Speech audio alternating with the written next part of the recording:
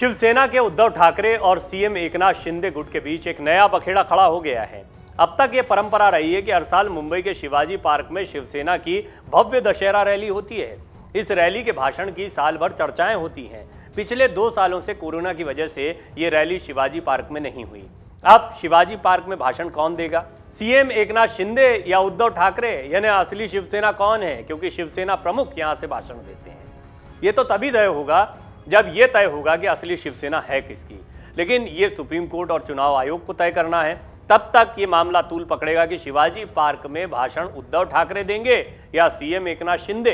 एक मिसाल के तौर पर प्रधानमंत्री के लाल किले के भाषण को समझिए। देशवासियों के लिए उसकी जो अहमियत होती है, शिव सैनिकों के लिए शिवाजी पार्क से पार्टी प्रमुख के भाषण की वही अहमियत है। इसलिए इस मुद्दे पर शिंदे और ठाकरे गुट के बीच जमकर रस्साकशी होने वाली है।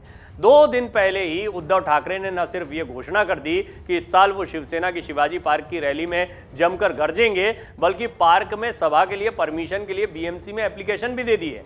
लेकिन राज्य में अब शिंदे सरकार है और शिंदे गुट ये चाहता है कि शिवाजी पार्क में सीएम एकनाथ शिंदे अपना भाषण करें। शिवसेना का चुनाव चिन्ह जहां धनुष बाण है तो पार्टी का प्रतीक बाघ है। शिवसेना के झंडे में बाघ की आकृतियां उकेरी हुई हैं। सवाल यहां आकर अटक गया है कि मुंबई के शिवाजी पार्क पर किसका शेर दहाड़ेगा? तो भाई उसी का शेर दहाड़ेगा जो इसको पालतू बना लेगा, यानी शिवसेना पार्टी पर जिस गुट का हक साबित हो जाएगा। यह तय सुप्रीम कोर्ट और चुनाव आयोग करने वाला है। तब तक दोनों गुटों में टशन चलने वाला है। मुंबई महानगर पालिका का चुनाव करीब है।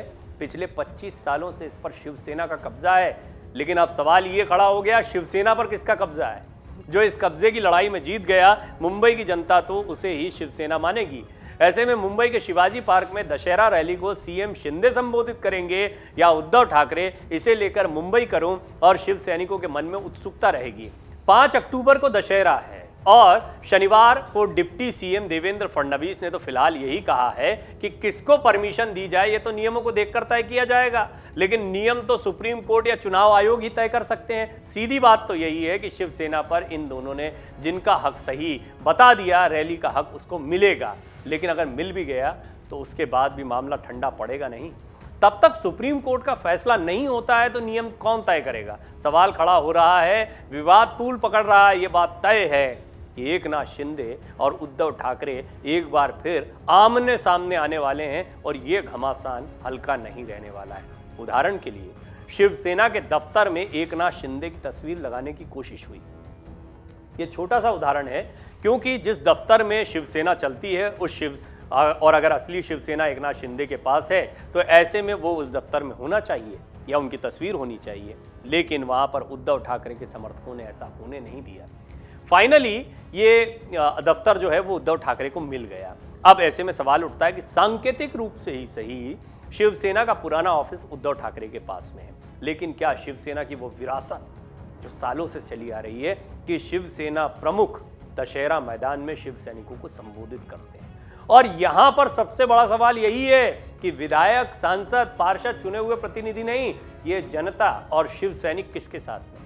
क्या शिव सैनिक एकनाथ शिंदे को सुनने के लिए आएंगे? और वो स्वीकार कर रहे हैं। अगर देखा जाए तो एक एनालिसिस के मुताबिक थोड़ा कंफ्यूजन है शिव सैनिकों में। क्यों? क्योंकि वो बाला साहब ठाकरे को पसंद करते थे। राजनीति के लिहाज से बहुत मुमकिन है कि उद्धव ठाकरे ने जो कदम उठाए वो उन्हें ठीक न लगते हों, एकनाथ शिंदे ने जो कुछ किया हो वो उन्हें ठीक न लगता हो। ऐसे में वो क्या करेंगे?